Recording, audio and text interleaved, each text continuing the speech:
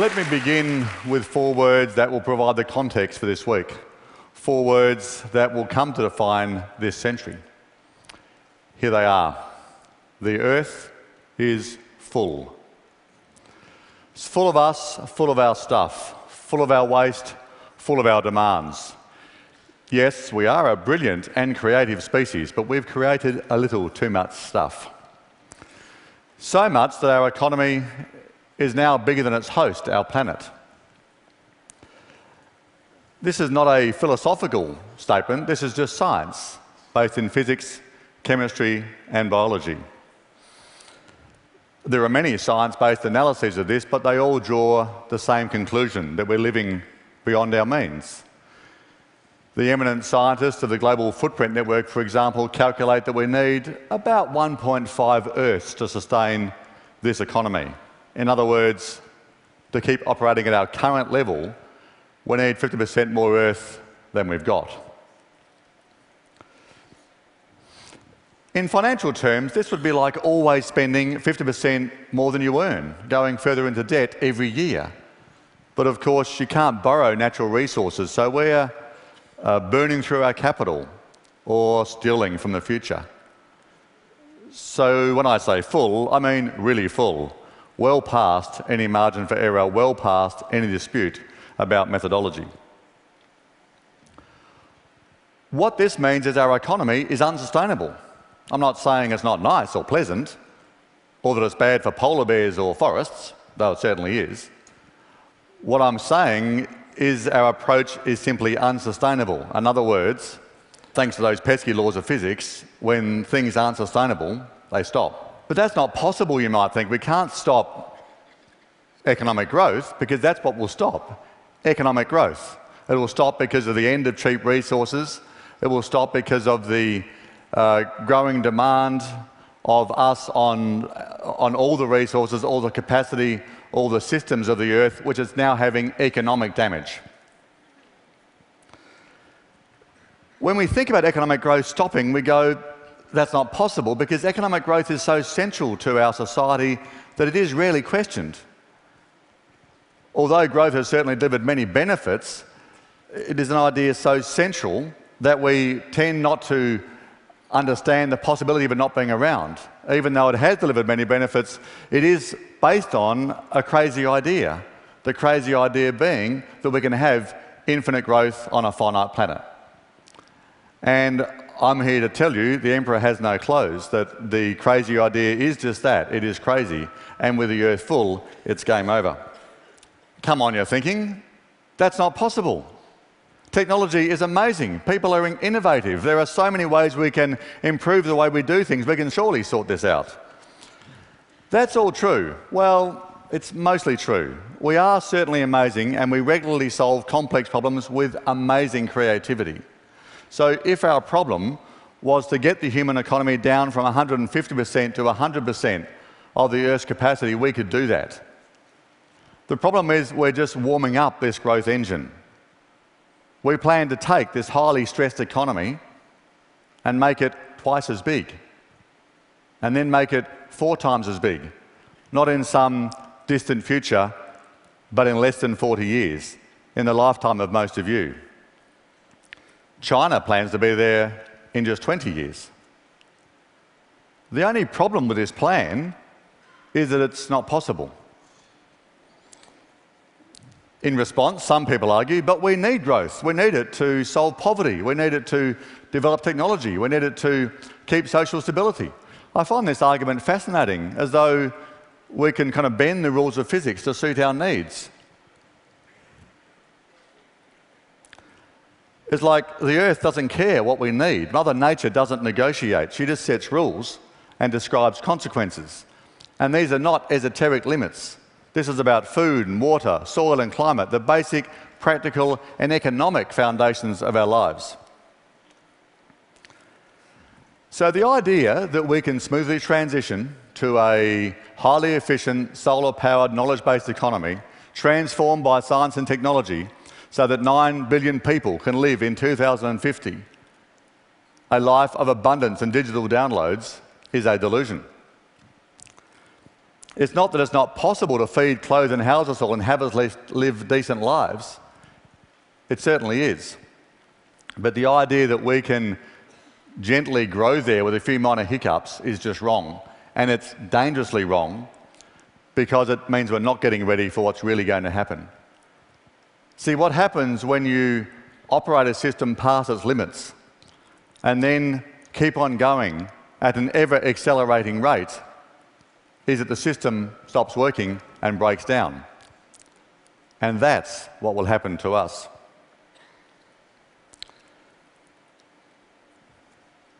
Many of you will be thinking, but surely we can still stop this. If it's that bad, we'll react. Let's just think through that idea. Now, we've had 50 years of warnings. We've had science proving the urgency of change. We've had economic analysis pointing out that not only can we afford it, it's cheaper to act early.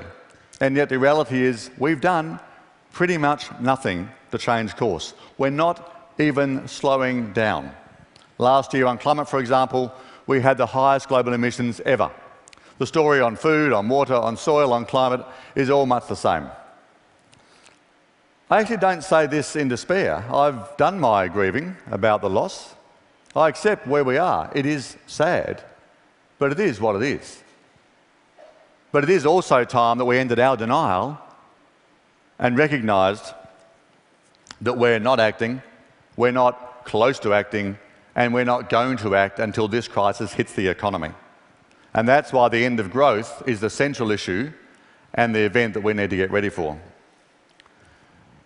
So when does this transition begin? When does this breakdown begin?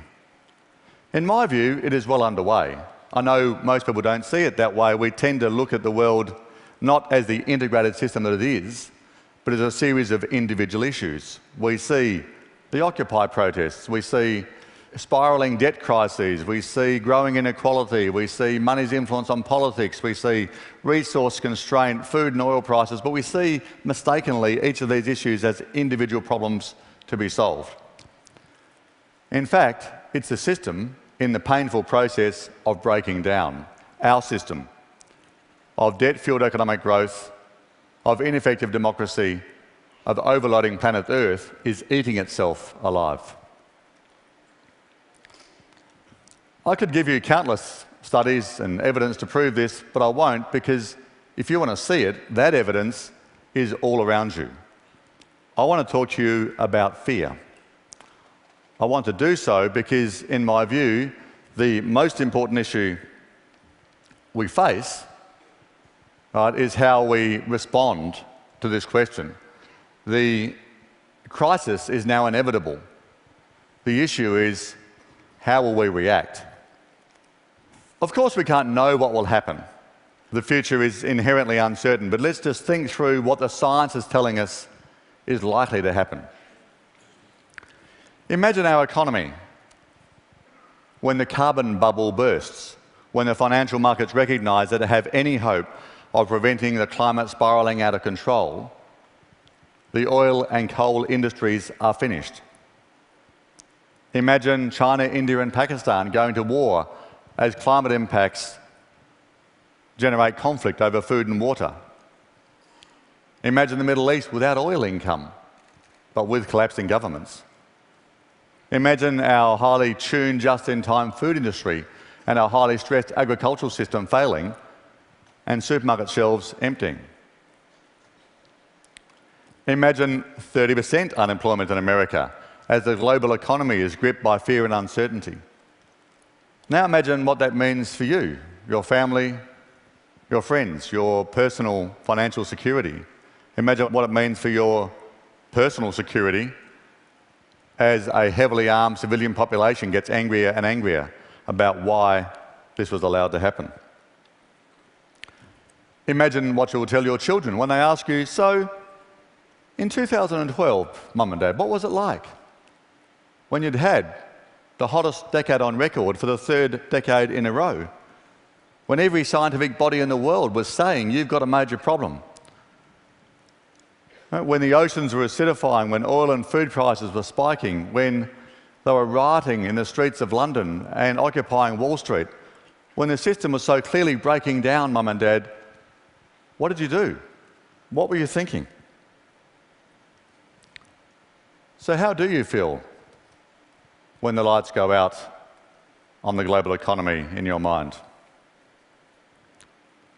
When your assumptions about the future fade away and something very different emerges? Just take a moment and take a breath and think, what do you feel at this point?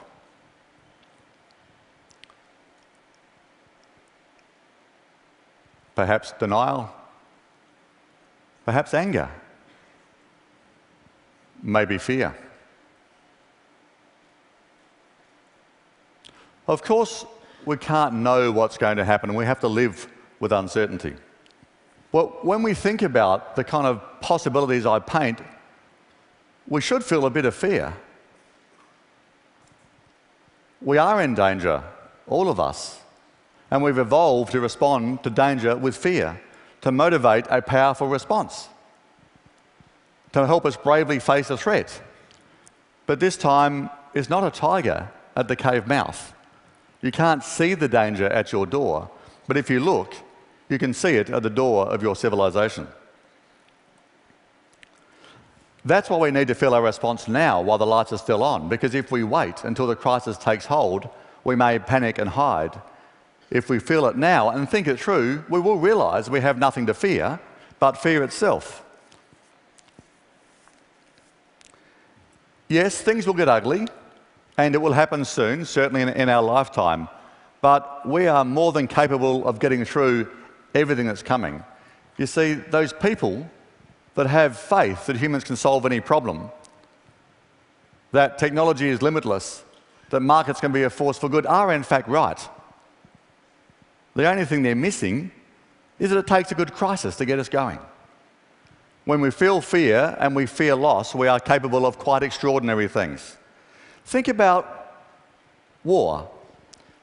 After the bombing of Pearl Harbor, it just took 4 days for the government to ban the production of civilian cars and to redirect the auto industry, and from there to rationing of food and energy.